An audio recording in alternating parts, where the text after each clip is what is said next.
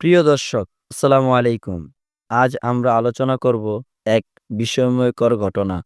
যখন আল্লাহর নবী হযরত ঈসা আলাইহিসসালাম মৃত ব্যক্তিকে জীবিত করেছিলেন আল্লাহর ইচ্ছায় সেই সম্পর্কে। হযরত ঈসা আলাইহিসসালাম ছিলেন একজন মহানবী, যিনি অলৌকিক কিছু ক্ষমতা লাভ করেছিলেন আল্লাহর পক্ষ থেকে।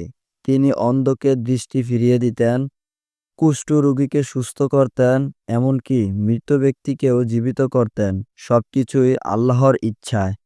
একদিন কিছু লোক হযরত ঈসা আলাইহিসসালাম এর কাছে এসে বলছিল, আপনি কি সত্যি মৃত ব্যক্তিকে জীবিত করতে পারেন? তারপর তারা এক কবরস্থানে রাতের বেলা দাঁড়িয়ে দেখতে চাইল কিভাবে মৃত ব্যক্তিকে জীবিত করেন।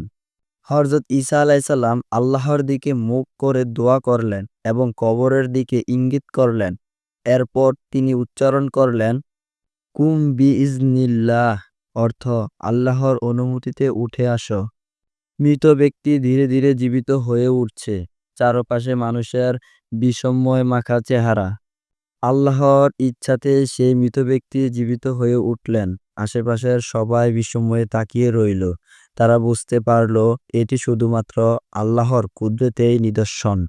হযরত ঈসা আলাইহিসসালাম বলছেন, এটি আমার ক্ষমতা নয়, বরং একমাত্র আল্লাহর ইচ্ছাতেই সম্ভব। আল্লাহ সর্বশক্তিমান। হযরত ঈসা আলাইহিসসালাম সবাইকে স্মরণ করিয়ে দিলেন যে এটি তার নিজের কোনো ক্ষমতা নয়, বরং একমাত্র আল্লাহর ইচ্ছায় তিনি এসব করতে পারেন।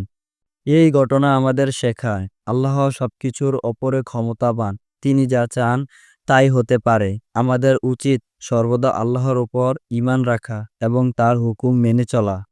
প্রিয় দর্শক, যদি ভিডিওটি ভালো লেগে থাকে তাহলে লাইক, কমেন্ট ও শেয়ার করুন।